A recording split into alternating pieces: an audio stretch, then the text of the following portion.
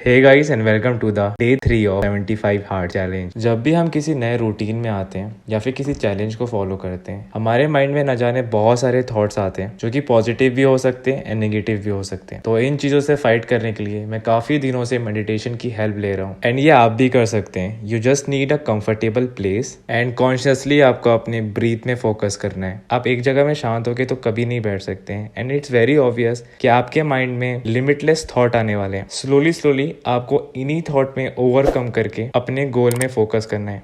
And starting में it's very obvious कि आप ज़्यादा देर तक एक प्लेस में ऐसे नहीं बैठ पाओगे, बट सक्सेसफुली यहाँ पे मैं अपने 20 मिनट ऑफ मेडिटेशन कंप्लीट कर लेता हूँ एंड आपको अपनी बॉडी बहुत ही लाइट फील होने लगेगी। फिर मैंने कुछ मॉर्निंग स्ट्रेचिंग की क्योंकि रिसेंटली मैंने वेट ट्रेनिंग बहुत टाइम के बाद स्टार्ट किया है एंड मेरे बॉडी में बहुत ही ज़्यादा मसल सोरनेस है एंड स्ट्रेचिंग आपको हेल्प करता है इस मसल सोरनेस को टेम्परेरी कम करने में। सो ऐसे होती है मेरी दिन की शुरुआत of third day of 75 hard challenge.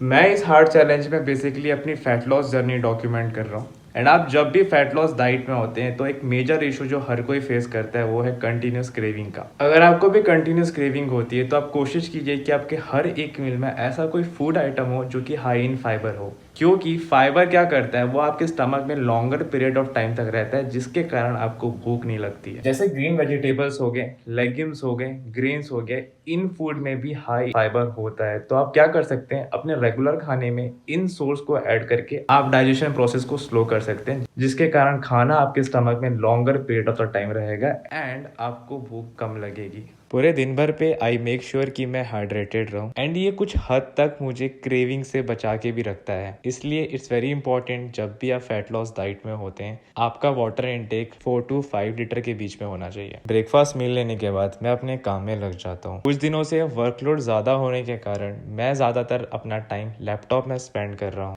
मुझे क्लाइंट की डाइट एंड वर्कआउट प्लान बना। अगर आप भी चाहते हैं मेरे साथ ट्रांसफॉर्म होना तो मैंने अपने ऑनलाइन ट्रेनिंग का लिंक इस डिस्क्रिप्शन में डाल दिया है।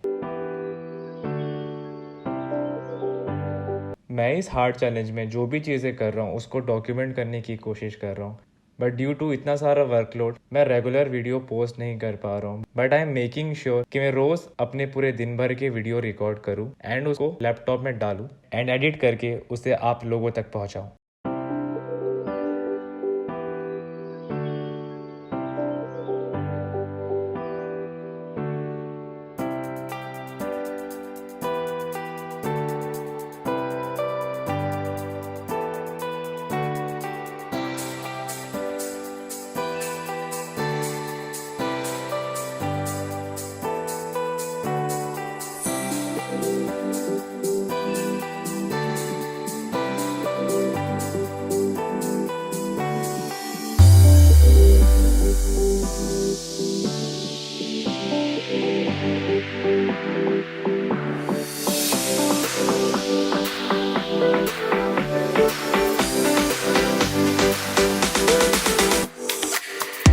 सो as a part of my 75 hard challenge मैं अपनी बुक पढ़ रहा था एंड उसमें ऑथर ने एक्सप्लेन किया है what you right on the inside you will experience on the outside.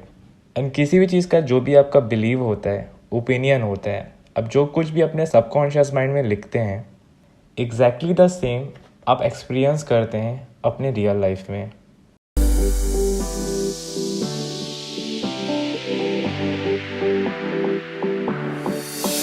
आपकी हार्ट बीट, आपके अंदर का डाइजेशन प्रोसेस, आपका ब्लड सर्कुलेशन, सब चीज़ आपके अंदर सबकॉन्शियसली हो रहा है जिसे आप कंट्रोल नहीं कर सकते। एंड ये सारी चीज़ें आपकी ह्यूमन लाइफ का बेस है। आपका सबकॉन्शियस माइंड कंट्रोल करता है आपके सारे इंपॉर्टेंट फंक्शन। अगर आप उसको अपने बारे में फॉल्स या निगेटिव चीज़ें बताओगे तो वो उसे सच मान के एक्सेप्ट कर लेगा।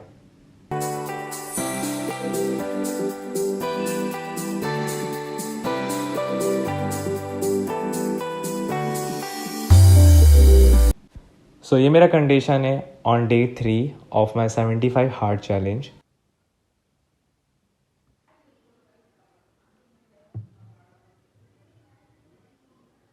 So that's it for today. Thank you and see you guys tomorrow.